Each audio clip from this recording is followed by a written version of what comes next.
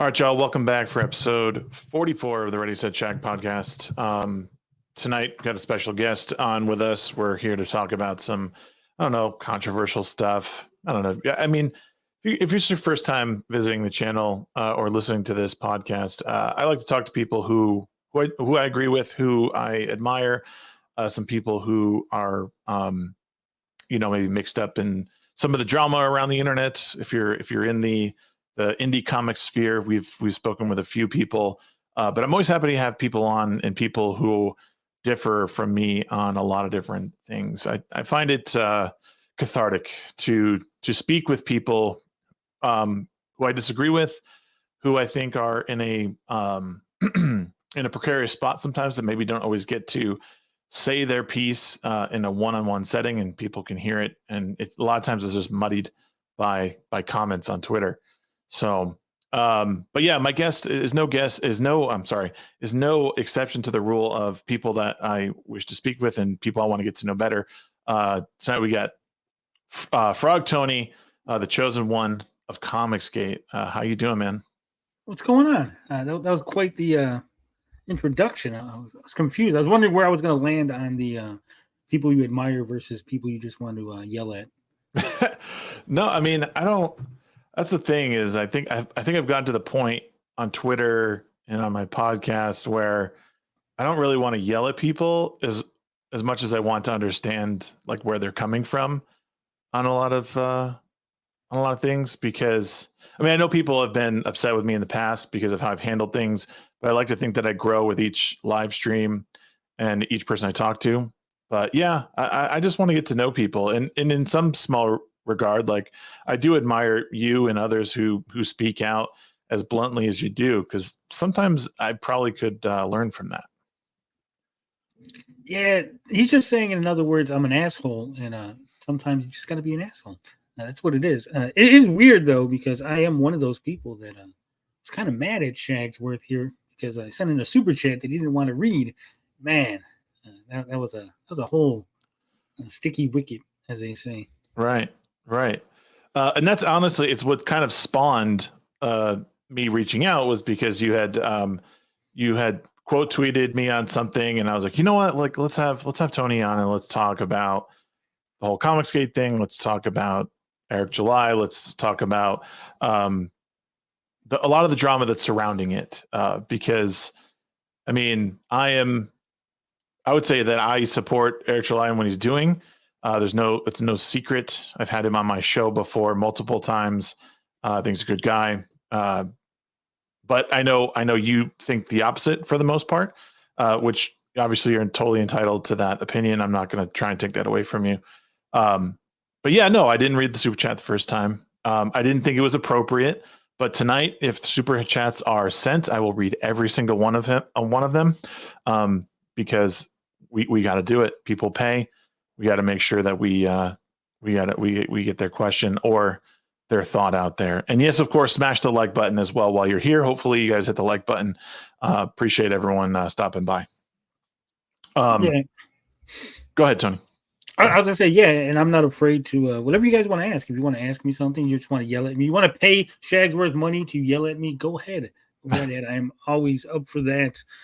I get we put you in a awkward position, I will say that, but I mean, we had questions, we had comments for Eric July, and I felt like, there's so little opportunities. You can't ask him on his channel because he blocks you. You can't ask him on like Geeks and Gamers. This seemed like a nice neutral place where we could ask a question, maybe a little contentious, right. But maybe we get an answer. And it was really disappointing that you didn't even read it. We're cool now. It's fine. No, and honestly, I would say that in the interest of acknowledging mistakes and learning for future shows, I think that's a good point. It's also hard when you're running a live show to like sift through, okay, is this an appropriate thing to ask my guest? Like, do I want them back? But I kind of occupy this weird middle ground where I don't, like, while I do support him, like I also have my criticisms of him and comics and stuff like that, but I think it's all a healthy balance. So, I hindsight's 2020. should have asked. Thank you for the super chat. But yeah, I will read all the super chats. And we got one already, $2 from Red. He says that my girlfriend makes me sleep outside with her dog. Sorry to hear that, Red. But you seem like a good guy. Anyway, Tony, let's kind of start off for people, give people an idea of who you are. Where do you sort of come from in the, because you weren't always, I would assume you weren't always an Eric July hater. You came from something before all that.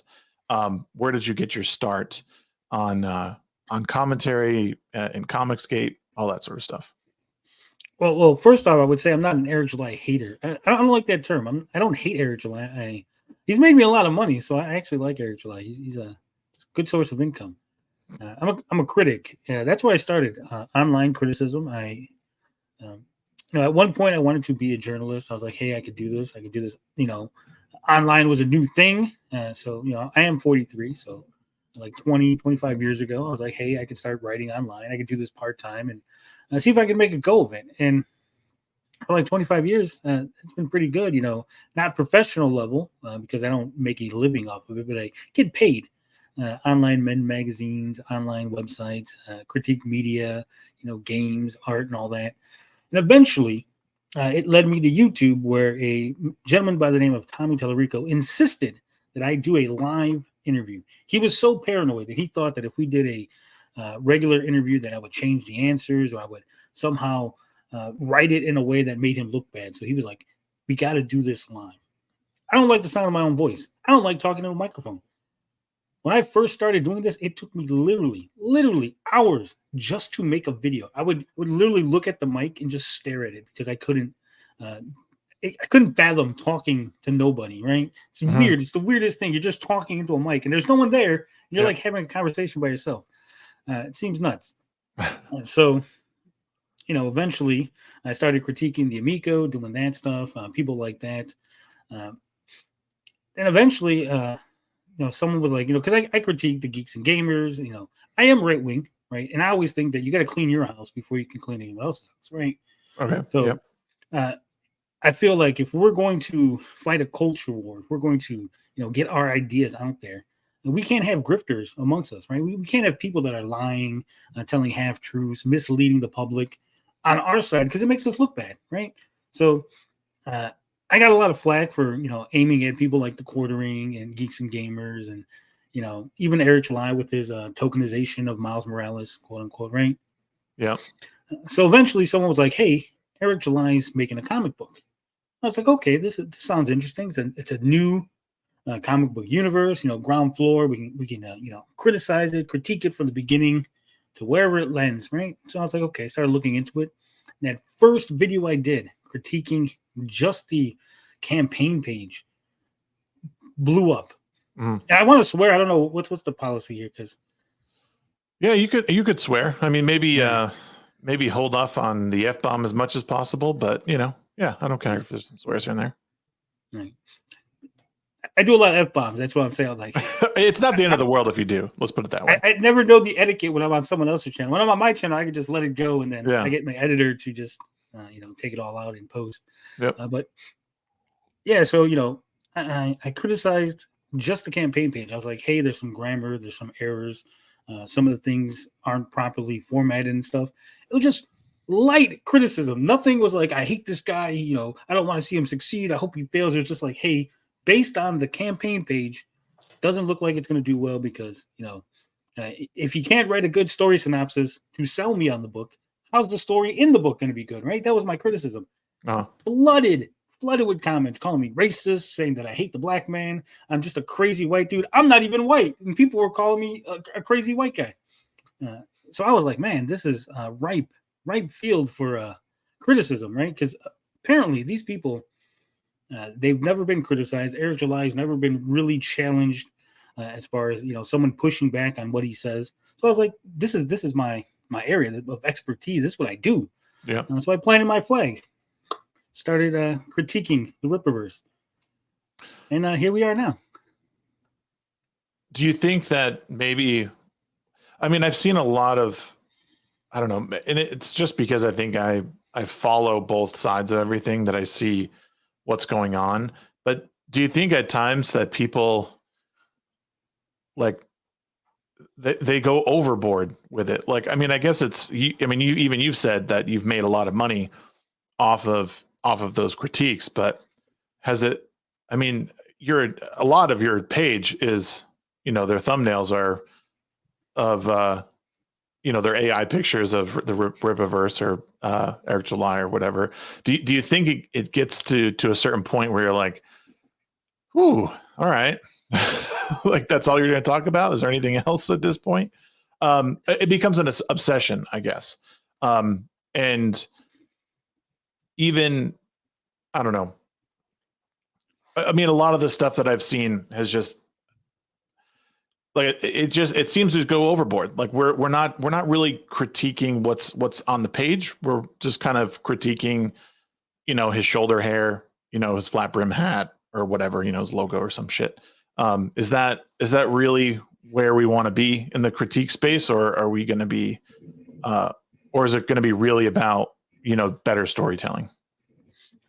Well, I think we could be both, right? I got to get people in the door, right? If people are going to hear the critique, they got to get through the door, right? So you got to give them a little entertainment, a little excitement. We go a little overboard.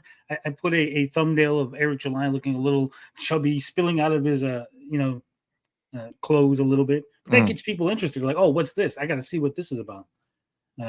Now, normally, I would say if this was, the space where it was just like, hey, if I was like making fun of some like old lady who just does knitting videos, I'm hammering this like old lady knitter, right? I would be like, yeah, you're probably right. But I look at Geeks and Gamers, you look at, Yellow Flash's thumbnails, Nerdronics, they got everybody, muscular women, they got their faces contorted, the red laser beam eyes. Eric July used to do the same thing. You can look at his thumbnails, they're over the top. They don't care who they're attacking. So I feel like if they're okay with doing it to other people, then they should be okay with people doing it to them, right? Like if someone makes thumbnails of me, I've never complained. Go ahead, make thumbnails of me. Put me on the thumbnail. Make me look weird. Put laser beam eyes, the crying tears, whatever, right? Well, isn't it like? But then it becomes eye for an eye, though, right? Like you're not really teaching anyone a lesson. You're just like, okay, we'll just go around the circle and pluck each other's eyes out, and then the saying goes, "Eye for an eye makes the whole world blind." So, I mean, I don't mean to, whoever said the quote, I don't think it was actually Gandhi, but the be the change you wish to see. Like, I know it's cliche, but and I guess it's some small respect. If you want to see that happen, like you got to do the opposite of what they're doing. If you don't like it, then, I mean, I guess it's fun, but then it just becomes a grift, doesn't it? Not really. I mean, if I was doing critique that wasn't true, if I was lying, I was just saying things to say things, and yeah, I would agree. But I have, if you actually listen to the content of what we say, we're critiquing the actual art. We're critiquing the actual story. Do we, like I said, say things that are entertaining? Do we crack jokes? Do we, yeah, sure. But that's all part of the package, right? And again, it's not about teaching them a lesson. It's not about an eye for an eye. It's like I said, you got to get someone through the door, right? This is YouTube, right? So if I want people to hear this, what good is it if I do everything the quote unquote correct way and I got a nice, respectable thumbnail and I don't say any swear words and everything's low key and 2 people watch it, right? What good does that do? How does that change the world? It doesn't. But if I'm out here bombastic, I'm putting controversial thumbnails, I'm getting people to be interested in what I'm doing, and then hopefully they hear the message that I'm saying, and that gets into their brain, and they go, okay, they could forget all the other stuff and just concentrate on what I'm saying. That's part of the reason why I don't show my face, is so people can concentrate on what I'm saying. The words come out of my mouth, not anything else. They're not distracted by my hand movements, which I do all the time, even though you can't see me. It's so weird. You're sitting there going like this, trying to. Yeah, literally. I literally talk with my hands, and no one can see me. No, I get that, and like I said, I don't have a problem when I listen to legitimate criticism from like Comicsgate, say,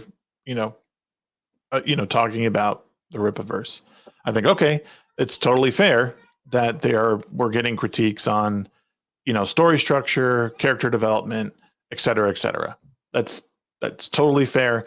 It's just like, and I get it. Like a lot of these shows too, where, I mean, it's like a bunch of guys sitting around a table, smoking cigars, drinking bourbon or something if you're in the garage, or, taking the piss out of each other. I get it. Um, I guess what I think of is when is enough enough, where, again, we see people that are just taking things too far. And I mean, I don't really want to get right into the Clipiverse stuff, but like, I mean, that's what I mean is like this all this stuff spawns where Comicsgate, in my opinion, is like, okay, you have this whole indie sphere comics side of things that now it's massively divided because people just can't get along, and people are going out and threatening one another. They're showing up and doing who knows what, again, when is it enough? Is it going to take someone to actually get hurt for someone to go, oh, okay, maybe we should just chill out. Like maybe we shouldn't do this anymore. This is just comics after all. What do you think about that? Oh, well, I think first off, it's not just, everyone says it's just comics. I think it's more, it's art. We're making art. We're trying to for sure. culture. Right? I will be clear. I'm not trying to take away. Like, I know comics is for sure. It's art, storytelling. I'll be clear that I do believe that as well. Go ahead. Norman Nerd says we need more energy. I'm sorry, it's late. I thought this was going to be earlier, man. I didn't take enough Coke today. I didn't recate myself enough. But no, like I'm saying, look, I get it. Some people go over the top, and it's on both sides. I'm not going to point fingers and be like, this guy's doing it, and that. But there are core people, and even before Eric July came around, there was people arguing, there was people yelling at each other, there was people quote unquote taking it too far. I mean, there's images of Liam Gray being driven to tears on a stream because people are just hammering him with stuff, right? In the indie comic sphere, in the Comicsgate, and all of the YouTube stuff, there's always someone taking it too far. So it hasn't just started because of the Eric July stuff. It's already been going. But I think steel forges steel, right? I mean, it's trial by fire. We want the best, the cream of the crop. If you ain't got tough skin, you're not going to win, right? You're not going to last. If you can't take it from us, if you can't take it from your own team, how are you going to take it when the SJWs come at you? Huh? When they're threatening your job, when the SJWs are calling you a bigot and a Nazi and this, that, and the other, how are you going to survive if you can't handle me needling you about having shoulder hair, right? Yeah, no, I get that. And I don't know. I guess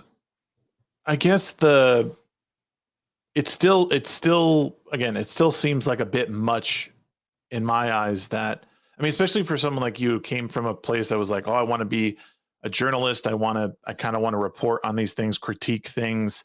And now it just seems like you've gone. It seems like what's that? I said I gone Howard Stern, pretty much. Well, it just seems like the path that you've taken is one that, well, likely the path of least resistance, but I mean, it's as far as there's no, I'm trying to gather my thoughts as we speak, but it's an odd path to take because it doesn't seem like there's much truth seeking as much as there is like, hey, I can make money, like essentially making fun of someone. And then my defense is, if you can't take it, then if you can't stand the heat, get out the kitchen.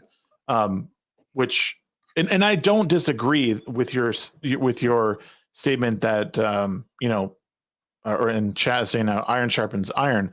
Like I think even EVS said this very same thing when I spoke with him, and he's not wrong at all.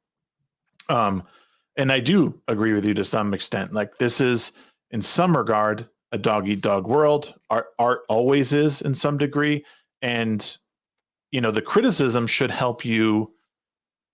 It should help you make a better product. I don't disagree, and I think the criticism that has been levied can be used to make a better product.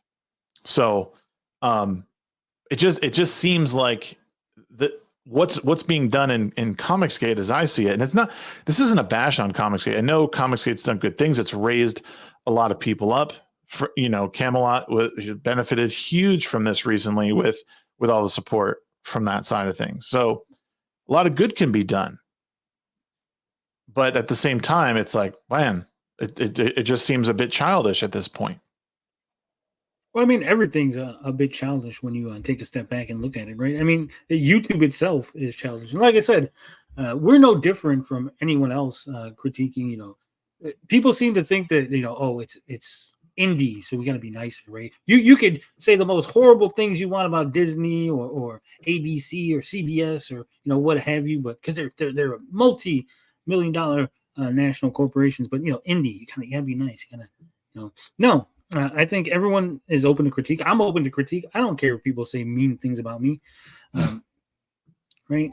People have said mean things. I post a picture from the comic because we're working on a comic, and I post a picture every once in a while, and they just go at it. People just hammer it. They're just waiting, salivating for me to post something so they can just critique it to no end. Like I said, they've actually helped me improve the comic immensely because of they hate me. They don't want to see me succeed, but they point out all the flaws. And I go, hey guys, go fix all that stuff they just complained about on Twitter. Some people just can't take critique, right? They think that it's a bad faith. Eric July is a perfect example. I know you like him, but I mean, even when we were just giving the smallest criticism, right before it got more and more outrageous, before we really going at it, just like small critiques. Like, hey, Eric, on your website, there's a picture that shows one of your covers, and the cover has dash lines through it, right? You put the wrong picture. You got to put a picture that doesn't have the dash lines through it because it makes it look like your comic is amateur hour. Blocked on Twitter. What are you talking about? No, it doesn't. Like, clearly it does, because clearly here it is. You can see it on the thing, on the campaign page. It's got the dash line. So obviously you put the wrong image on there. And, just responding to mild criticism, he couldn't handle it. And so, sometimes when people, when you say it softly, they no one hears it. Like I said, so sometimes you got to get loud. You got to get loud and bombastic, and you got to let people know, hey, this is what it is. And of course, people are going to dig in. There's a lot of people that are supportive of Eric July that don't even actually care about comics. We've seen some guy, I think is Joker, something or another. He just did a video where he was talking about something else, and he briefly mentions Item number 1. He goes, yes, I still got Item number 1 over there in the cardboard box it came in. I bought it because I want to support Eric July. What good does that do anybody? Buying a comic book just to put it on your shelf in a box. That doesn't improve art. That doesn't fight the culture war. That doesn't improve culture. Well, he did, to be fair, he did say that his comic book company was not to fight the culture war. I mean, maybe it was to create a parallel economy to the big two, but not culture war stuff. But that's kind of the side. I think that's another point of contention, right? You can't say in one hand, I'm not fighting the culture war, but then on the other hand go, we're going to be an alternative to Marvel and DC. I'm going to quote, moonwalk on the dead careers of Marvel and DC. Also, I'm going to go on Fox News, and they're going to put a nice little chyron that says anti-woke comic book creator, right? When you don't push back on people labeling you a certain way, then either you're accepting that label, right? Or you're the grifter. So maybe, I don't know. I think that's a bit unfair, because I think again, I'm pretty middle of the road with stuff. I'm pretty level headed. I know that when I get in the hot seat with people like that, even like EVS, he's a huge creator. Well, let me give you an example. You called me an Eric July hater, right? Yes. What was the first thing I did? I corrected you. I said, I'm not a hater of Eric July, right? I did not accept the label that you gave me. I let everyone know I'm not a hater. So he could clearly have said, when they go, hey, we got anti-woke comic book creator Eric July. Eric, how's it doing? You go, no, actually, guys, I'm not an anti-woke comic creator. I'm actually just creating a fun story, non-political, non-anything, right? It's not anti-woke. We're not fighting the culture war here. But he didn't. He accepted the label that was put upon him by the people. And if that is true, I guess, again, hindsight's 2020. He should have done it. But I know from all the years doing it, from doing these interviews, past, present, and future, it can be difficult when you're like, especially live, recorded, whatever. Like in that moment, you're excited. You're like, oh, like you're not really thinking, oh, what's the wait? What did they put on there? And again, I don't want to speak on why he didn't do it or whatever, but I do think that I don't know. I've heard him say several times that this wasn't an anti-woke I've heard him say it several times after Isom's $3.7 million haul. But I mean, again, you got people writing articles. You know, I never once did I hear Eric go, actually, I reached out to this website that wrote an article claiming we were anti-woke, and I let them know, but they didn't change the headline. They didn't change, I told them to change it, but they didn't. Yeah.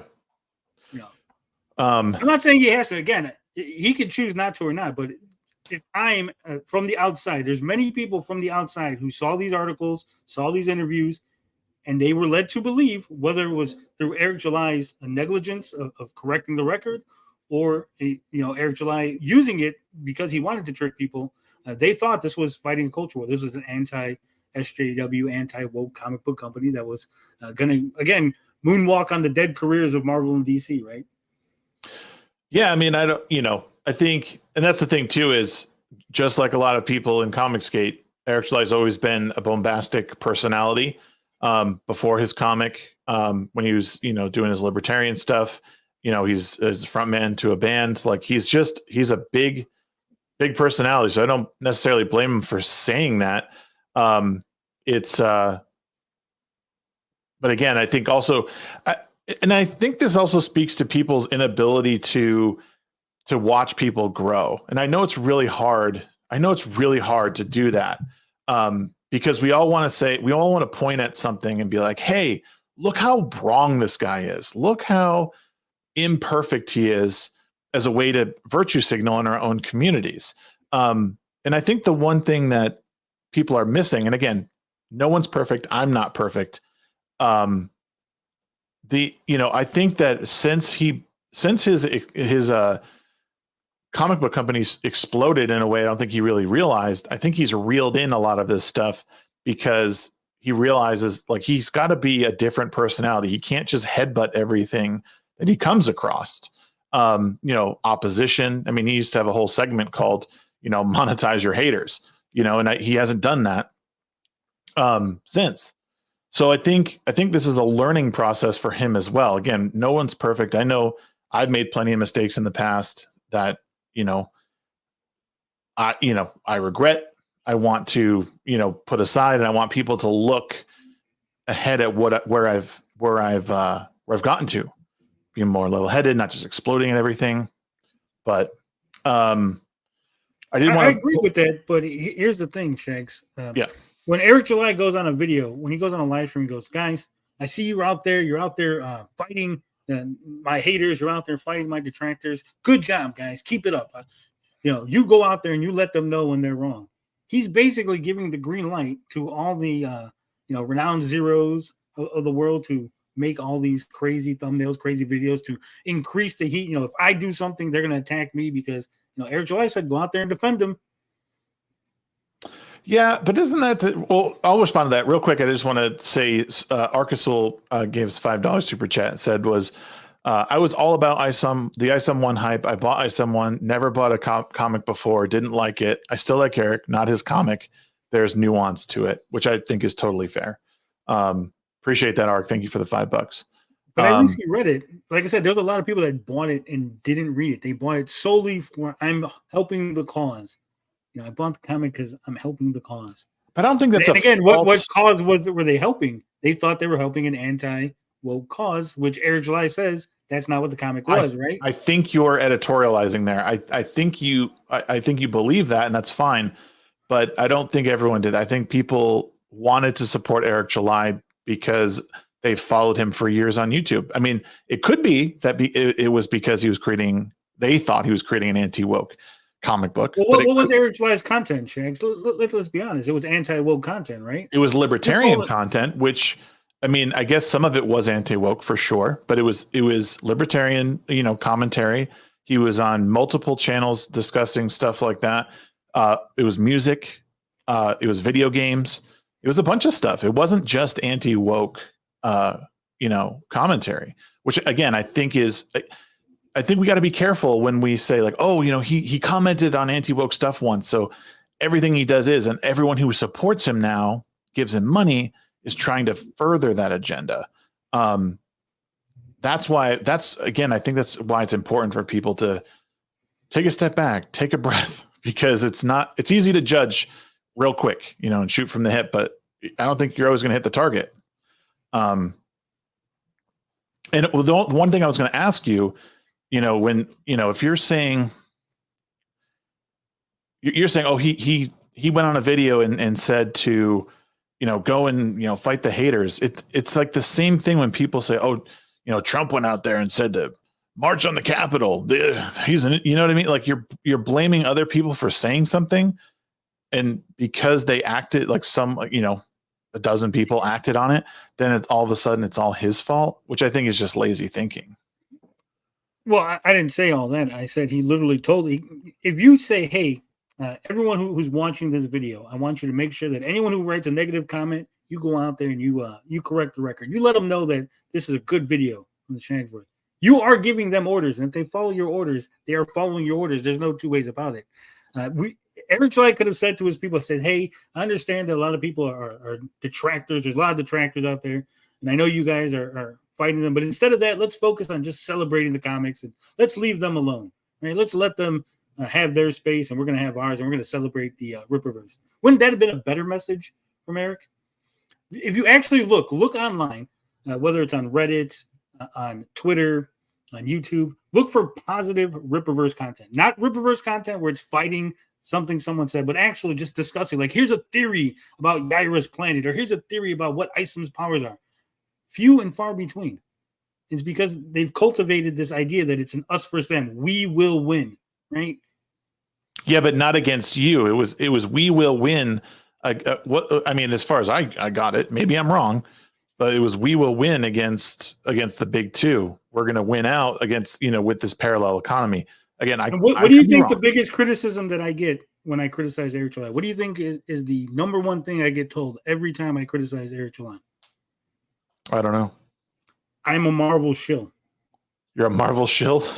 So if you criticize Eric July, you're a Marvel shill. And if he's fighting, we will win. We will beat Marvel and DC. I am now the enemy because to them, I am a Marvel shill. And so I am the enemy. I am the person that they need to take down a peg in order to win. Now, look, there's a lot of dumb people. I'm not blaming Eric July for dumb people misinterpreting his message, but that's the message. He's never clarified, say, hey, no, guys, that's not what I meant. Stop attacking people online and let's just be a positive. Let's grow this community. We will win by actually celebrating what we love and celebrating the Rippaverse, right? And again, if you listen, when I talk about my comic, I'm always talking positive. I'm like, this is what we're doing. This is what we're doing. I never go, hey, guys, go out there and if someone says something bad about the comic, you go out there and you fight them. You go out there and you let them know that this Frogman comic is going to be awesome. You go stick it to those haters. I just say, don't worry about them. Let them talk. Quick break. We got the Bigot Army raid coming in. Hypnotic, thank you so much for sending your people over here. Holy moly, you guys are going nuts. Appreciate you guys coming in. We're doing an interview. We got Frog Tony, the chosen one from Comicsgate here. So pull up a chair if you got a question. If you got something nasty to say, send it in a super chat. I'll read it. I'm reading them all. Or if you got something nice to say, it doesn't have to be something nasty. Yeah, dude, Hypnotic. Thanks so much, man, for sharing your community. Appreciate you, bud. No, I mean, sorry, you might have to repeat the last couple of things you said. As I saw. Oh, you want me to remember things? Jesus.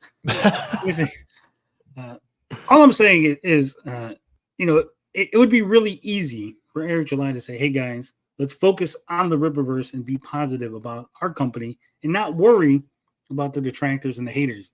Except for he focuses a lot of energy on the detractors, on the haters. Even when he says he's not, he'll be like, I'm no longer talking about the detractors. Then 20 minutes later, all right, so this is why them detractors need to stop detracting because blah, blah, blah. Like he can't help himself. I get it. You get caught up in this. You don't want people hating on your baby. This is his company. This is little baby. We make fun of it. And he doesn't like that. I get that. But like you said, he's got to understand he's in a different position, right? If a Marvel executive were to go online and like, oh, fuck them detractors, everyone in this sphere would make videos about how this Marvel executive attacked the fans, right? If a actress comes out and goes, "You are bigots for not watching The Acolyte," everybody goes at her. But the second Eric July does it, crickets. Nobody criticizes him. No one says, "Hey, Eric, that's wrong. You shouldn't be doing that, Eric.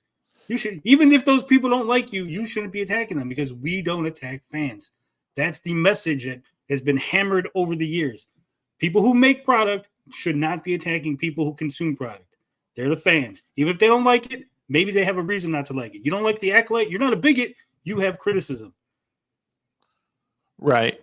Well, yeah, I mean, I do get what you're saying, and I don't necessarily disagree with some of it. I don't know from the past couple of months, because I follow a lot of what's been said.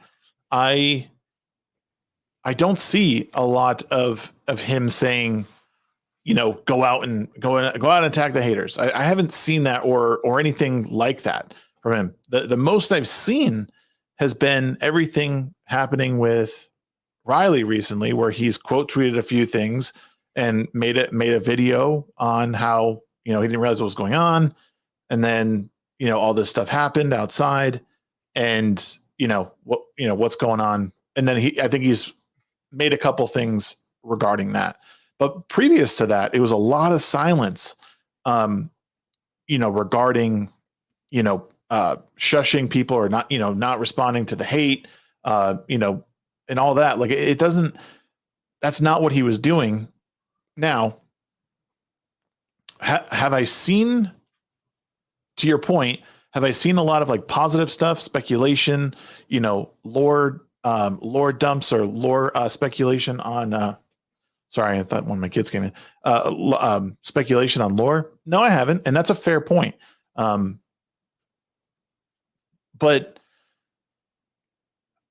I don't know. I also, and to be fair, I also don't follow, like, I don't have like a whole feed that's, tagged Ripaverse or whatever. So I'm probably missing quite a lot. well, part of it is like, okay, so Eric July is the type of person, he won't say it directly. He won't be like, Tony is a fucker, right? But if someone tweeted, like if you tweeted out, fuck that Tony, he'll retweet it, or he'll be like, shout out, right? He's shouting out the Kino Casino, who are making wild accusations about Mint Salad, who has done nothing to Eric. I mean, this is a Riley-Eric thing. Yes, Riley's Mint Salad's boyfriend, but Mint Salad has done nothing. And he's tweeting out and quote tweeting and shouting out these Kino Casino things where they're attacking Mint, saying that she's a sex traffic victim, saying that she's incompetent. She just took an IQ test today, 125, live on the kill stream. Okay, Mint is not stupid. She plays stupid on TV, but she's not stupid. Right. And these are old accusations that have been, proven untrue years ago that they're digging up to now attack her with. And again, instead of Eric July being the bigger person, he's engaging, but he's engaging by retweeting it, quote tweeting it. They're saying, hey, you guys should go check out that Kino Casino. Why? Because they're talking about Mint and Dick and Riley and stuff like that. He's directing his people to people who are directly attacking his enemies. Yeah. Do you think it's right for him to show up like that at like an event that people are trying to join? I mean, I understand that, like, free speech and all that, and people are gonna want to have their say and shit. But do you think that's an appropriate way to go about it, or do you think? Well, actually, let me put it a different way, because that's a little bit easy. That's a kind of a layup. Do you think how he acted months ago, right before he got banned, essentially doxing him? Even I got pulled into this somehow. I guess because I didn't read your goddamn super chat. But like, do you think that is acceptable behavior for an adult to be harassing someone, essentially stalking them? I don't like using the word stalk because I don't know if that's like actually what he's doing, but I mean, Riley got arrested for cyber bullying Eric July. That's what the warrant's for. Cyber bullying Eric July. It's not for trespassing, not for stalking. It's not for anything else other than repeated electronic communications. And again, some of this is because Eric July took an image of Riley that he's standing there with giant clippers and goes, he was in the warehouse. It's actually not in the warehouse parking lot. It's actually like miles away from the warehouse, right? So he's misconstruing some of the things that Riley has done. Yes, he posted a picture from Zillow of Eric's house, but no one knew it was Eric's house until Eric Streisand didn't go, why did you post some pictures of my house? I thought it was your house. As a matter of fact, because I'm in that thread, because I think you say something to Eric, and I think Riley says something to you, and I thought it was your house that he was posting. I didn't actually know it was Eric's house until a couple days ago. And they're like, "Oh, he posted that image of Eric's house." I'm like, "Oh man, I thought that was Shag's house that he was posting." Yeah, a lot of people. Riley is exceptional. He is over the top, bombastic. Again, I compare him to Alex Stein. You know, Alex Stein's running around the Capitol. No one goes, "Oh man, Alex Stein crossed how many states to get to Washington D.C." They just go, "Oh, he's funny. He's bothering AOC, right?" And again, it's because you don't like AOC. People who like AOC say Alex Stein is a terrible person. People who don't like AOC go, "Ha, that's funny. He's messing with her," right? And again, it's because people like Eric July, so they go, "Oh, that's bad. You shouldn't do that." And the people who don't like Eric July or maybe have a lowered opinion of him go, it's not that bad. He's only standing outside handing out comic books. Again, if you watch the stream, Riley doesn't do anything too extreme, right? There was a couple of like suees to Nerdronic's wife, and I think he talked to Alex Stein. He talked to Lila, came out, and she talked to them. He talked to some girls that were like, "Hey, would you like a comic book?" And they were talking. And there was some dude that he was like, "Hey, you want a comic book?" And they did like a whole thing. But other than that, he didn't actually do anything crazy. He wasn't out there running around with scissors and, like screaming, "I'm going to kill you, Eric July." Right? Oh, I didn't say that. No, yeah. No, I'm just saying, like, and again, I've said this multiple times, right? If Eric just went out there, right? If Eric went out there with some chicken, said, "Here, Riley, you look hungry. Here's some chicken. It's too bad you didn't RSVP." Signed his book because he had a bunch of items. Signed it and went, "All right, guys, have fun outside," and just walked away. Riley would have been so disarmed that Riley would have just left because he would have been like, everyone in chat would have made fun of him. They would have, "Ha, Eric July likes you, Riley. You didn't bother him," and we all would have made fun of him. And Riley would have left. The video I had seen when they were outside was a little bit earlier. It looked like he was shouting at Nerdronic's wife. Is that? I mean, yeah, that was the Sui.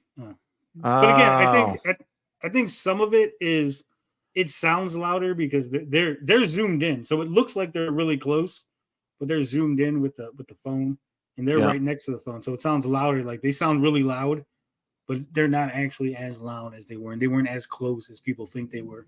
Right. And again, I get it. It's rude. It's uncomfortable. It's annoying. But that's pretty much what he was trying to do. He was trying to be a little bit rude, a little annoying. Again, if you just go out there, Brandon ran out on him and said he was going to beat him up, right? Which is right. I can't speak for. Yeah, I won't speak for Brandon and what he did. But so the one thing I will say is there's a lot of pieces missing, and so Riley didn't go to the gravesite. Let me make that clear. I see people in the chat saying Riley didn't go to the gravesite. Someone else went there, took some pictures, played some Pokemon Go. Sent the Pokemon Go pictures to Riley, and Riley just posted them and made up this big thing. Yeah, because Kimmy Farms is really. It is weird. Like grown ass men going to a gravesite, and then posting it and tagging Eric. Like that's weird, dude.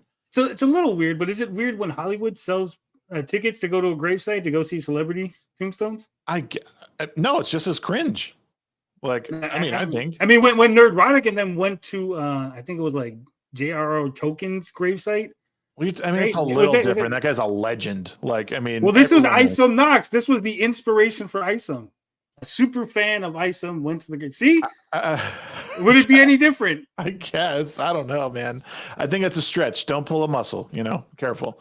It's a little bit, but at the same time, it's just they didn't do anything. It's like it was more annoying for Eric July. I get it, but everyone's like, what if they went to your ancestors' grave? As long as they didn't break anything, they just went there and took a picture. Okay, cool. Say hi to my aunt when you go there. Say hi to my grandma when you show up to her grave. Make sure you leave some flowers. She's lonely. I haven't been there in a while. I mean, it's just the whole thing just to me screams this is the problem with YouTube, right? There's no real legitimate content. And I get everyone's got to make their buck, right? And it seems like Riley and Mint and yourself and some of the other comic skaters, they've made their living now, not forever now, on this shit. And I get that it's very. I don't make my living on this. No. But I'm saying you make a decent amount of money. I mean, I see your some of the views on your videos way more than I have. You're doing something right. Okay. And I know there's people who are making way more than me, way more than you doing it. And I just wonder, like, at what point does this stop? At what point do people finally go, all right, I've had enough. That's stupid. Like, I'm not ready to continue this. Like, we're not changing anything. All we're doing now is we're butting heads, wiping the blood away, and then hitting each other in the head again. Like, it doesn't, like, we're not getting anywhere. We're just spinning wheels. I did miss a couple super chats. I want to hit real quick. Sorry. Arcasul said for $2, said, I bought it because the hype was about good books. That was, regarding his ISOM 1 purchase. At the time, yeah, we were everyone was talking like, hey, we need better books, good books. Absolutely. Still need good books. True, absolutely. Adair Soto for $2 says the chosen ones are here, referring to that bigot army. Thank you guys again for joining. And those who have stuck around, you guys are legends. And Sci-Fi Gaming for $2 says, so question, why or how did you get into Comicsgate? It's a good question. How did I get into Comicsgate? It's weird because Comicsgate doesn't have, like, there's no initiation ritual. There's no, like, seance in the woods. I was disappointed. I bought a robe and some torches, and I was ready to go. And they're like, no, Tony, we don't do that here. Oh, I thought that's how you got in. No.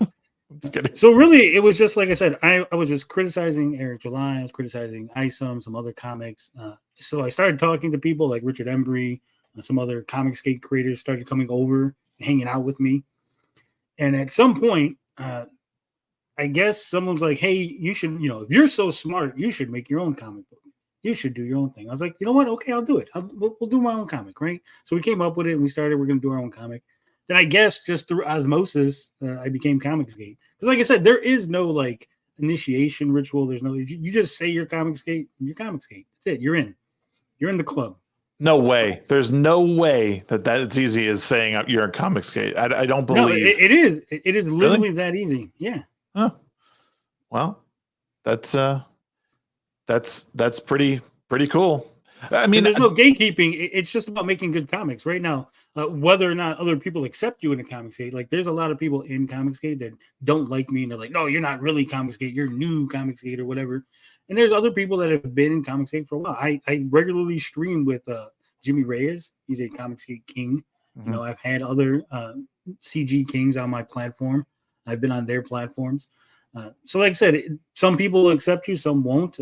It's put up or shut up. If you come in and you don't actually do anything and you never create or you never help anyone, then eventually you'll get pushed to the side and no one's going to want to deal with you. And then you just sort of not be Comicsgate anymore, right? Okay. Well, I've seen a couple of cool campaigns within Comicsgate. It's so weird. I have so many different like hobbies. Like it gets a little crazy sometimes. I can't even read half the books I want. I've been more into like full blown novels recently than comics. And truth be told, I haven't bought the past two campaigns from Rippaverse, not because I don't want to support them, just because money's been tight. That's all. Like they're a bit pricey. They're out of my price range currently. And, if he does a sale, I'll probably jump on it. No, I'm not into 40K. I'd love to be into 40K, but again, I do not have the time to dig into that lore, man. I would love to, but, that lore is deep. Yeah. So you said you have a comic. What can you give us? What give us some details about your comic? What, do you have like a release date in mind? Do you run a campaign? What do you got going on? Well, it's a comic called Awesome Amphibian Adventures. It's going to be I think it's 36 pages, 32 pages, 32-page comic. The thing is, we're not doing a campaign. I wanted to make sure that it was all done, all finished, right? Everything, all the art, everything. And just basically, when we do it, it'll be like a pre-order, and we know what numbers we need. We just ship them out, and it's all good to go. So my main artist is a guy named Finbar Saunders. He's an amateur, but he's in the Army. So right now he's overseas doing his thing. So we're kind of like slowly getting it done. We got TJ Laser as our inker. He's knocking some things out. Liam Gray is doing a backup story for us, 4 pages. I scripted. Liam's doing all the art. The main story is about a character named the Fabulous Frogman, and it's going to be a throwback. Some people have said it's like early Spider-Man mixed with Shazam, right? It's got a bad feel. It's supposed to be like Golden Age. It's a very simple story. It's about a guy who always wanted to be a superhero. Then he turns into a superhero. He has a little adventure. And just give you get your feet wet into the universe, get your feet wet into what's going on. Like I said, it's not political. It's not anti-political. It's just old school comics. When you used to read a comic, it was just cool stuff, right? There was no like, oh man, does this follow actual physics? Oh, does this follow, how does his power? No, it was just like, hey, what would the Hulk do? Oh, he's fighting a giant rhinoceros monster with like 27 horns and three legs. You're like, oh, this is like cool, right? And so that's what we're doing. We're just throwing back to a time where, hey, we're just doing things that are cool. My guy, the Fabulous Frogman, the first guy he fights is a horse called Nightmare. Horseman? No, not Horseman. We thought of it first. He stole it from us. Yeah, okay. But it is a horse in knight's armor called Nightmare.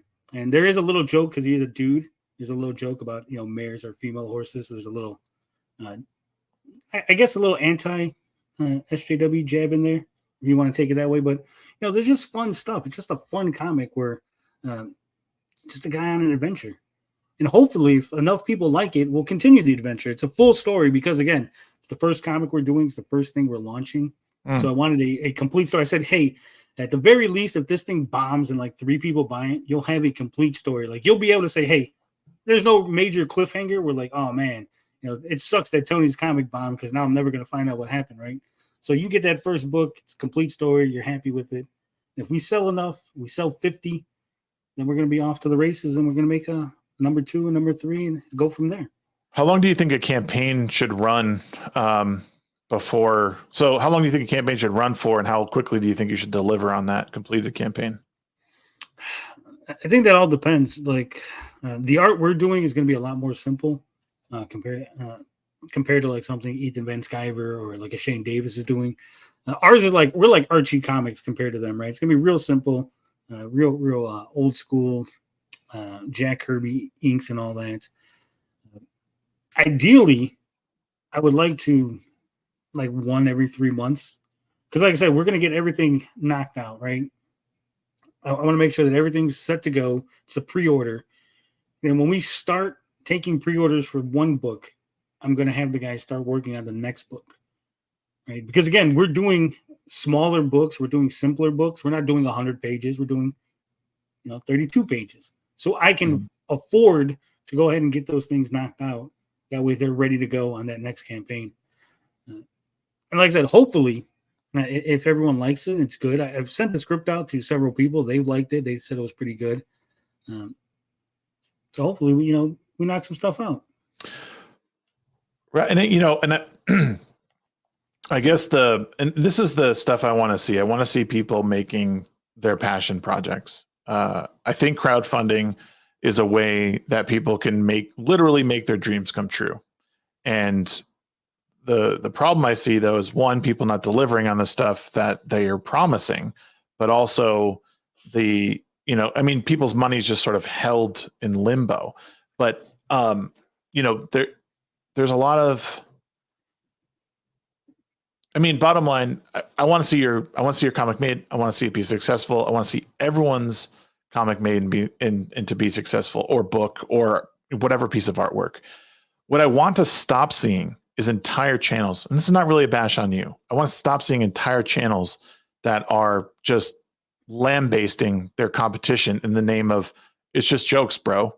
Because at the end of the day, if tomorrow I did everything in my power to nitpick everything that you did with your campaign and your comic, eventually you would grow tired of that. You would be like, no, I would love it. I'm built different. I would love it. Okay. Maybe you're the exception to the rule. I could monetize it. And I'd be like, let's see what Shag said about this. Right. And we'd go and we discuss it. Oh, maybe he's wrong. Oh, actually, you know what? That thing that you're confused about, that's going to be settled in number 2. I'll let you know in a DM because I don't want it public, but this would be like a thing that's going to be settled in 2. I'm really, when it comes to criticism, I'm really good with it and I'm open to it. And I know my comic and I know the story I'm telling and the world I'm building, that any criticism you have, I probably already anticipate. I know what's coming. I know the art's not going to be professional level because it's amateur. We got amateur artists, right? So I understand we're gonna make mistakes. We've made mistakes already. We've had to restart pages. I've literally had Finbar redraw the first 2-page splash, I think like 6 times already. So maybe the big criticism from Comicsgate is that Eric was just a little too big for his britches, and he didn't walk everything back as quickly as they liked. Was that kind of just like, sum it up? Is if you just been a little bit more humble, you guys probably wouldn't be making all these videos. I think for some people, it's hard to say because Comicsgate isn't one. Like, we don't have a meeting. There's no meeting where we all get together and go, all right, guys, today we're gonna talk about Eric. This, no, we just everyone does their own thing, right? So maybe that would be enough. Like right now, some people are like, hey, you guys are going too hard on Eric July, and for them, it's already enough, right? For other people, they're not there yet. And again, maybe tomorrow Eric July puts out, what's the next one? Gooding, right? Maybe Gooding comes out and it's fantastic, and we're all like, hey, this is a great book. We need more Gooding, and now we're quote unquote ripper shills because we love Gooding so much, right? I would love to see you guys make an entire video of the good things that came out of Rippaverse, because I think that would, one, show that you like actually do care about comics, and not one that sits there. And I know it's easy to make fun of people. It's funny. People like it, but guess what people aren't doing? They're not really sitting there celebrating all the great things that are happening. And that's partially is our problem. In this space, we have control over our audiences to some degree. We have control over what they see. So like if people really were genuine about fixing indie comics or making them better, like people like yourself or Dick, Vito, like they would sit there and have a good conversation about the positive things and like put their egos aside, in my opinion, at least, and say, hey, this is what's good about this. I would do that. If Cyberfrog ever shipped out, I would probably do that with Ethan's stuff. To be fair, I do, when I go over the comics and stuff, I do talk about the good stuff. If there is good stuff, I'm not saying not every comic is going to have good stuff, right? The Salvage PI, I didn't like the story. I thought the story was bad. I thought some of the scripting was bad. Some things just didn't make any sense as far as like the pacing. Mm-hmm. But the Bart Sears art was fantastic. Like his art was really good. There's no question about the art quality was top notch. Best art awesome that they put out, right? But again, and I don't know the process. I don't know Eric July's how he scripts, because there's many ways to like script a comic book. It's not as straightforward as people might think, right? So Eric July's putting very loose restrictions, and then it's like, oh, well, Bart Sears is the one who screwed up, and that's why it's a little wonky. Whereas on the other hand, it could be Eric July's putting real tight restrictions, and so he's the one that screwed up because he wanted it drawn a certain way or this frame a certain way, and that's why it's a little wonky, right? But again, the art is good. Just the other stuff really didn't fall into place for me. No, and that's fair. And I do think at this point it's hard to separate the art from the artist. There was a comment in the chat, and I'll read it because I don't necessarily disagree. Take Rippaverse success, remove Eric July's name from it, and add someone from CG's name to it, and suddenly it goes from rip off garbage 3D assets and cringe to wow, so good, amazing, and epic. I don't think I disagree with that. So I disagree with that. For me, again, maybe other people will fall into that, right? But that's not me. Like, I'm honest to a fault. When, whether you're my friend or you're my quote unquote enemy, I will criticize your book to the same level, the same amount of dedication, and I will tell you what's good. I will tell you what's bad. So even without Eric July attached to it, again, the Saska sisters did Yaira. Technically, Eric's name is not really attached to that, right? Right. It's just his company. Coming up with the character. Yeah. Right. But just wasn't good, right? You read Yaira #1? Yeah. And you didn't like it? No. like in its entirety? There's really over a lot. It's real wordy. It's real wordy where it doesn't need to be.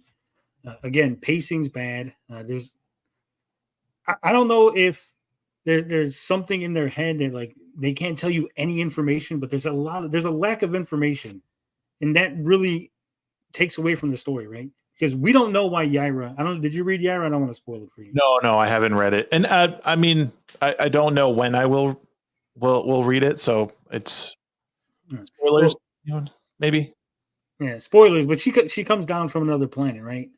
She's escaped her planet. That's all we know, but we don't know why. We don't know why they're insistent on bringing her back. We don't know why they're they have these powers. We don't know why she's as powerful as all three of them. We don't know why one of them is a bug monster. It's like they don't give you anything. They just go, here's stuff happening, and somehow connect to the character. There's a lot of moments in there that if they let it sit, right, if the pacing was a little slower at times, right, some moments need to be slow. Right. Show Yaira actually, because she's real old. She comes down from another planet, meets a Viking, instantly falls in love. And it's never explained why doesn't she have any. She goes, I found what I'm missing, right? And she falls in love with this Viking that she just met. But we never see her on the other planet to go, oh, she lived in some like corporate life where she couldn't have love, right? She was denied love in her other life, and when she came to Earth, she finally found, like, we don't know that, so it's like this moment falls a little flat. Oh, so he dies, right? He eventually dies. She doesn't because she can't age, and then she leaves, and the rest of her family, like her kids, her grandkids, her great grandkids, she just leaves them. It's like, why? Like, even if your husband's dead, you can still love your grandkids. You can still love your great grandkids. You can still appreciate your family that's there. Like, there's no explanation as why she's just like, well, fuck it, I'm leaving. Well, do you think this? Well, it sounds like it's just not paced how you like it, which you did say. To be fair, you said this is the bad pacing. So, do you think that part of the reason? And I spoke with Vito about this several months ago, and how I like this style of storytelling where, because I read books, I love deep lore books that span, like Wheel of Time. I love books like that where things just span huge amounts of narrative space. So and I understand that maybe comics is not the arena for that, but one of the things that we've been blessed with since we started. I mean, you're in your 40s. I'm 39. So one thing we've been blessed with comics is we have a plethora of knowledge that's already been written for us. We can go back and see all of these things. We didn't get to witness the very first of this character. Like, what, so with Yaira and with Isom, it's like, oh, well, they didn't get everything I wanted in 30 or 90 pages. They should have done that within 35 pages. Like, I'm not going to use it's just not for you.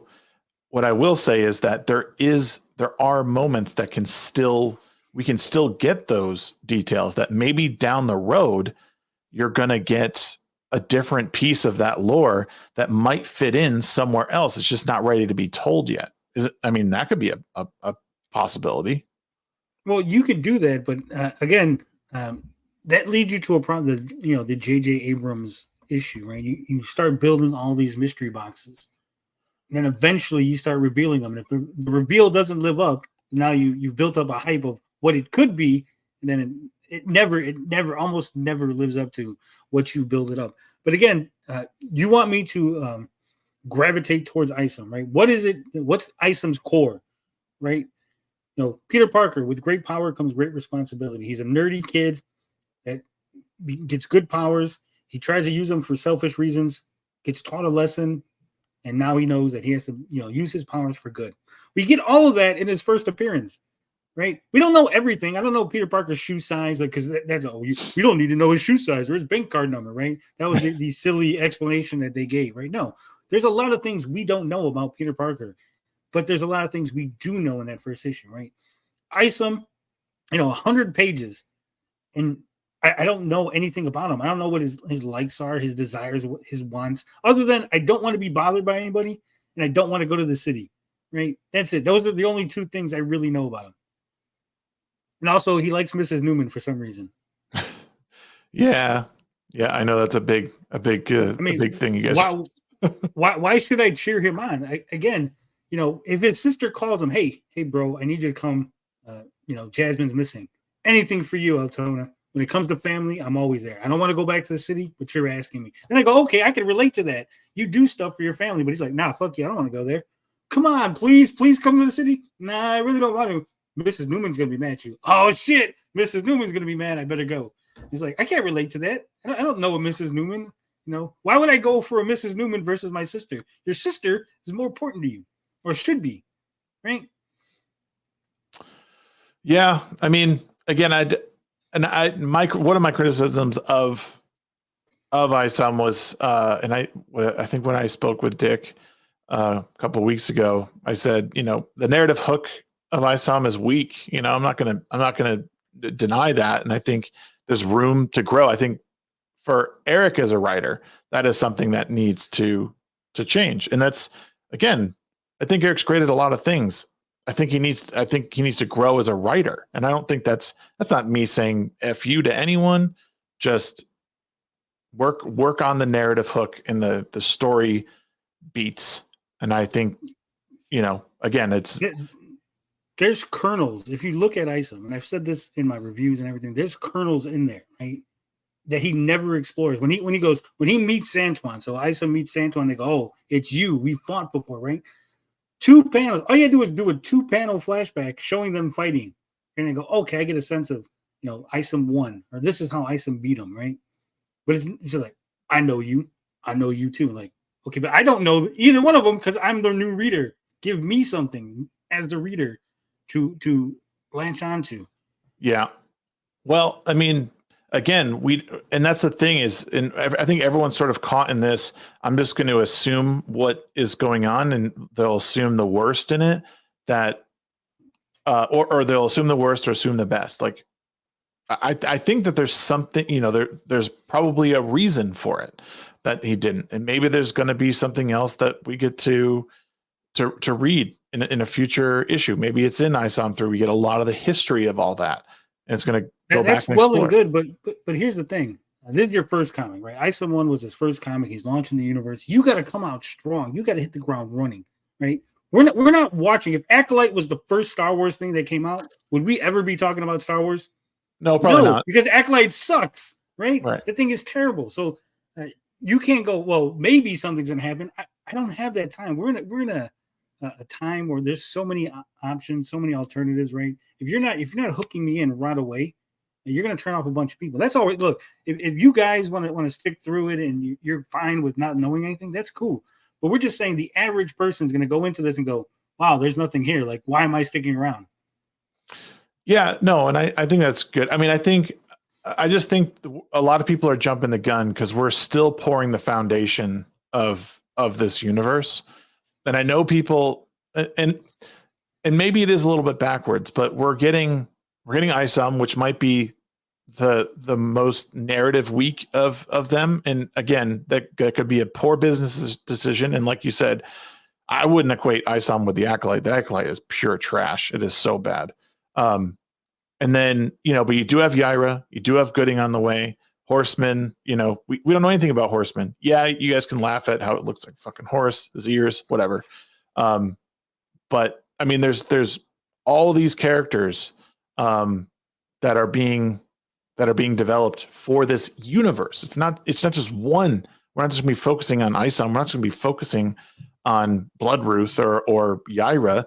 There's a whole bunch of stories that are going to interconnect, and maybe it'll be a 3 run of ISOM and we won't ever hear from him again, and then Yaira will take over or Gooding will take over. I think Gooding is the most fascinating character of everyone, and he's had like 4 panels, like or 4 pages. I don't find Gooding fascinating at all. But here's the thing: again, with ISOM number 1. He put in, instead of focusing on ISOM, right? You should focus on ISOM. He put in so many extra. We got Yaira, we got Alpha Core, we got Lillian and the other dude, and this, that, and the other. There's so many things, so many moving parts. It's like I don't have enough time to sit with Isom to like this character, to know that I want to see more of him. And I think again, he's trying too much too soon, right? Instead of going to make an Isom comic, and we're gonna do these 3 Isom, we're gonna knock out this ill-advised arc, get people, look, I can write a good story. We're gonna get you and let you know that these are good comics. Then spin off, and he could easily make an Isom comic, 100 pages, and then put a 10-page backup Yaira. Yaira as she's leaving the planet. And then now you're interested in Yaira. You got that little 10-page backup story, right? He does Isom 2, gives you a little 10-page Gooding backup story. You're interested in Gooding.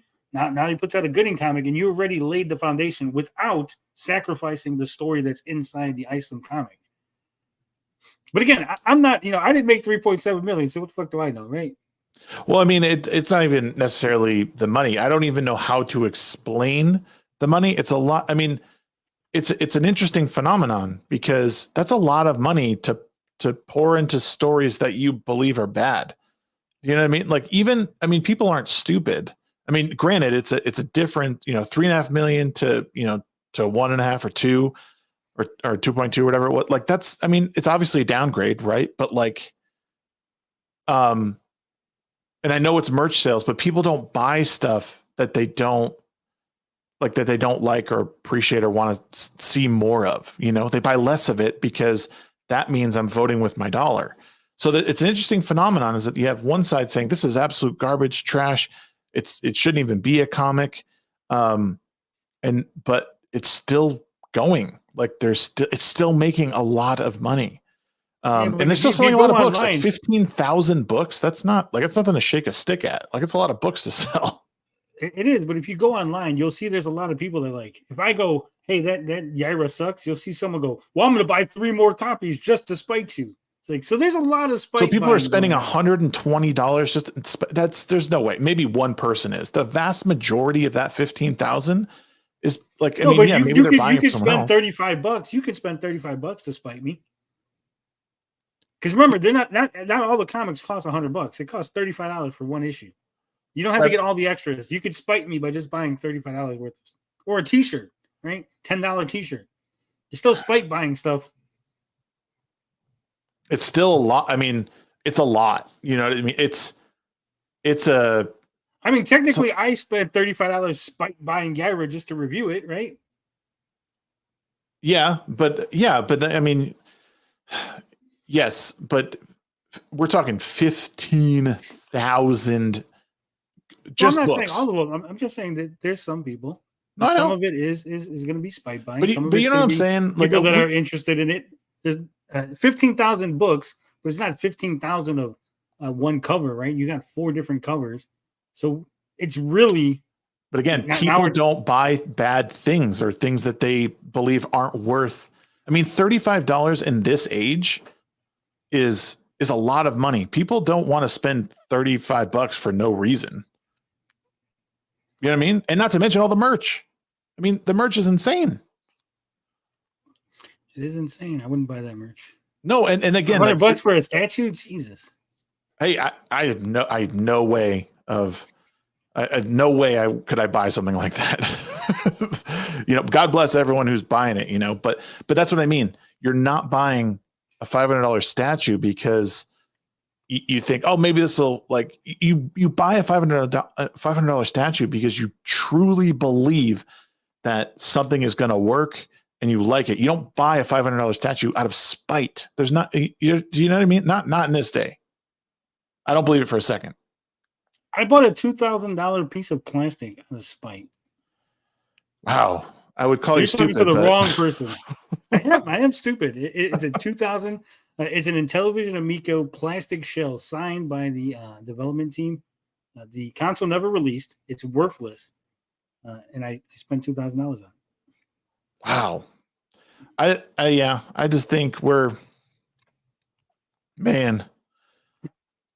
Yeah, I'm dumb. I get it. No, I mean, I'm not calling you dumb. I'm saying I'm calling me dumb. I think that we're seeing a very interesting phenomenon with the Rippaverse stuff, and I do think that there's valid criticism to be levied against it. I've said this 100 times, since I started doing I interviews. paid $300 for a sketch of Renown Zero. People buy stupid things if they have the extra money. Oh, what? Of Renown Zero? Yes, Ethan Van Sciver sketched Renown Zero and he auctioned it off, and I paid $300 for it. Oh my god! You could buy that on a dumb. mug. I have mugs that have that picture on it. You could buy it in my shop. Oh man. I want to get Vito, what's up, man? Welcome to the show. I want to get back to discussing the stories. Well, get your comic book out, Vito, and we'll discuss the story of Super Killer. Release Super Killer so we can lambaste that. I do think that this is we're seeing a very, very interesting phenomenon with all this stuff, and I would really, I want to know where this really lands with people. Like, it's been very divisive online. I'm more interested to see where it lands with normal people, not people who are like entrenched and dug in with Comicsgate or with Eric July's camp. Like, I would love to see this on actual shelves and people go in and buy it and be like, oh, and give real thoughts and criticism on it. And maybe there is some out there on YouTube. There probably is, but I think it's hard to tell. Hard battle. That'd be any comic, and this is not just a slight on Isom or Ripperverse, but I think any comic, indie comic, you put it on a shelf. And again, like you said, the economy, the way things are, the way comics cost. Could you imagine going into a comic shop and you're going to go, either I'm going to get Batman for $5 or I'm going to get Isom for $35. I don't know what it is, right? I think that's a hard sell. No, of course. And that's again, I guess that's part of where I am with all of it is, it can't, 3.5 million, all these multi-million-dollar campaigns. And it's like, people don't think it's bad. It's, again, I know it's a lot of merch sales. It's a lot of merch sales, but people don't buy merch, the things they think are bad. So, maybe he just has that big of a following. I guess that's also possible. But again, these are successes I wish on people everywhere. Like, anyone making a comic, I want them to hit multi-million-dollar goals, or surpass their initial goal and fly into the multi-million-dollar range. Because if you have a good story, you have good people behind you that can push it out, great. Like, we all want to see, for lack of a better term, the parallel economy. We want to see other options. I think everyone's done with Marvel, DC, and even Image to some extent. They want to see something new. They're tired of those characters. So I don't think that's the case. I don't think people are tired of those characters. I think they're tired of the way they're treated, the way the characters are written currently. That's fair. Right? Yeah. No, that's totally fair. No, I mean, we're at a point where they're just kind of getting twisted by this new age of writers. So, the SJWs have infiltrated comics. Would you say? I would say that. That's why I'm writing an all ages comic for kids. Right? Kids can read my comic book. You can give my comic book to your nephew, your niece, your kids, and they read it. And there's nothing adult in it. There's nothing outrageous. It is cartoon levels of violence, and it's enjoyable for adults. Right? I think that's one of the issues I have, and one of the criticism I have with both Ripperverse, Comicsgate, and the indie sphere in general. Right? We're writing a lot of comics for adults, for 40-year-old men. Right? What you think is cool. Uh-huh. That's great. And you'll sell some books, right? But at the end of the day, you're not going to change the culture. 40-year-old men are going to be dead. They're going to be dead in 40 years. They're not going to be buying your comics. They're not going to be giving them to anybody, right? Get the kids. Why did Teenage Mutant Ninja Turtles just sold 300,000 copies? They just had a 300,000 copies ordered of the new Ninja Turtle book. Why? Because as kids, we fucking love the Ninja Turtles, right? If the Ninja Turtles make a new movie, I'm there because I'm invested from being a kid. So we need to start getting the kids into these new comics. Ripperverse, Comicsgate, Indie, people that are not affiliated with anybody. Write your comics so that kids can read them, that they're kid-friendly. They don't got to be Kitty. They don't got to be like C Spot Run, right? The old Spider-Mans, the old Batmans, they were still, intelligent. They were still smart enough, but they weren't political. They weren't out there like negotiating, oh my God, 6 buildings got destroyed. We got to sit there and 27 panels talking about, how the poor people are now going to suffer because you blew up this building. No, it was just like a giant robot shows up and fucking Superman beats it up. Yeah, and that's cool. That's what we want to see, right? No, I don't care that Metropolis is, oh my God, Metropolis is blown up, and then in the next issue it's fine again. That's cool. I don't give a shit. Like, I'm not sitting there going, oh man, this is unrealistic, because now the flying superhero guy who has super strength and shoots lasers out of his eyes, the city he destroyed is now back together. Like, no, I'm just like, it's Superman. Fucking just go with it. Right. No, I think we're in agreement there. I think appealing to kids where you can is smart. Get them into comics young. Let them know that, storytelling is fun. My kids read like the super kids that like Dogman and Captain Underpants. They love those stories. And Captain Underpants is more like, it's a mixture of like long, prose and comics. But Dogman's a fun comic that even my 5-year-old, like, he can't quite read yet, but he'll look at the panels and see like what they're doing and sort of like make the story as he goes. Because I think that's another thing that is important with art, is that you can look at it and understand what's going on without the words, and then still tell the story in a fairly effective way.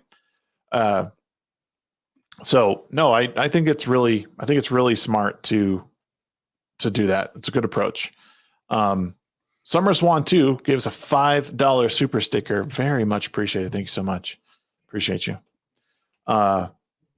What do you think, if you're to say, we're going to kind of sort of wrap it up here, but what do you think is, like, do you think you're misunderstood at all online? And do you think there's anything that you could benefit from by clarifying now?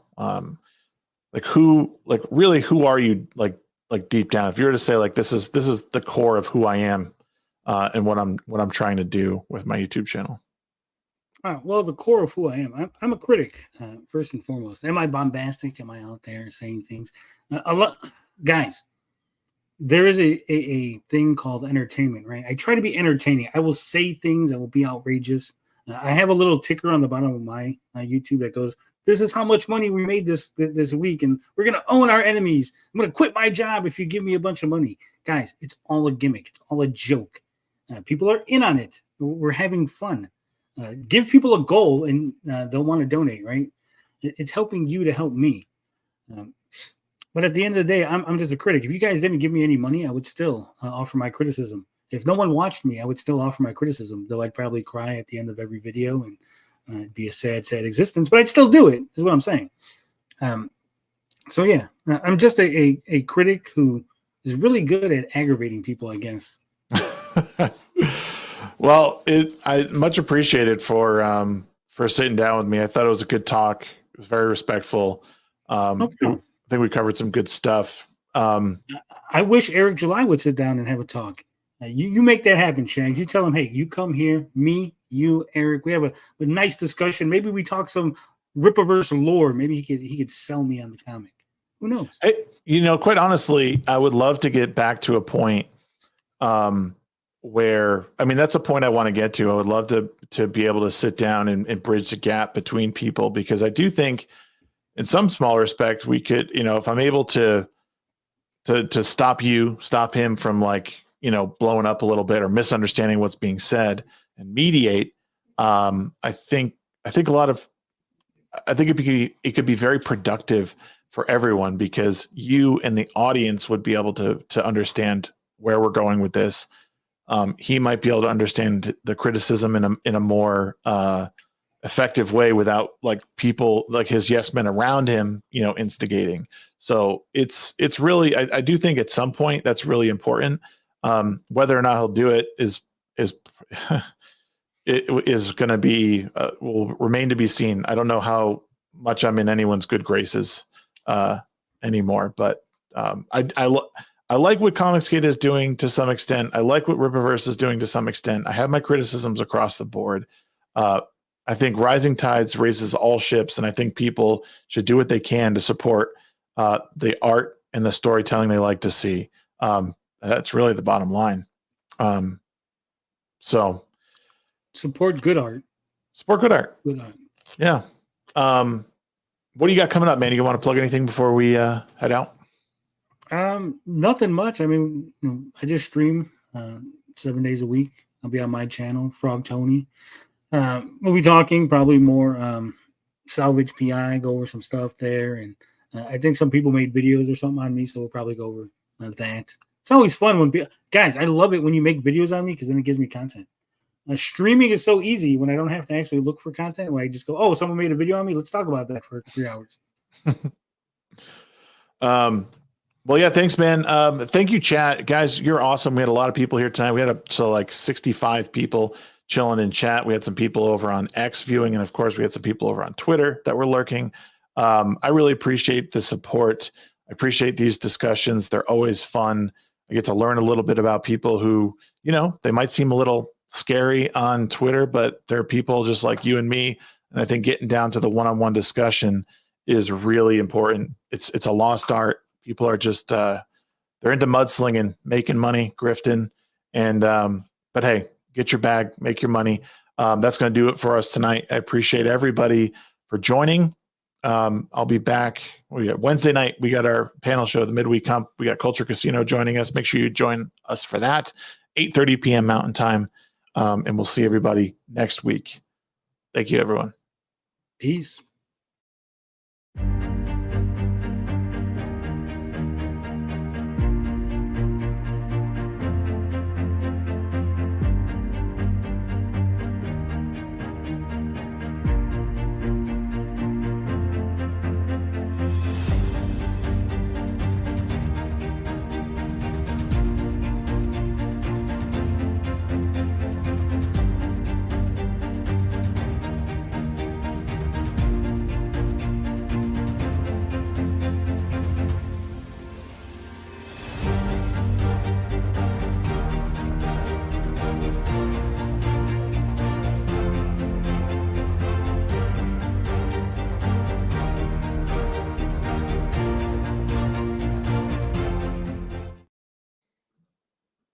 Did you enjoy the show? I hope you did. If you did, join our Discord. Feel free to send us a super sticker, a super thanks, or even a super chat. I really appreciate your time.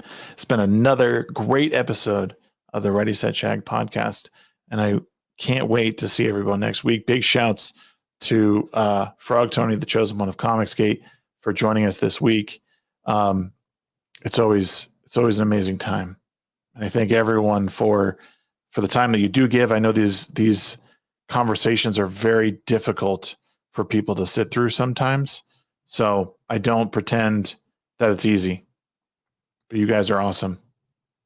For some reason, my Discord link is not working. If you want to join our Discord, the link is down in the description.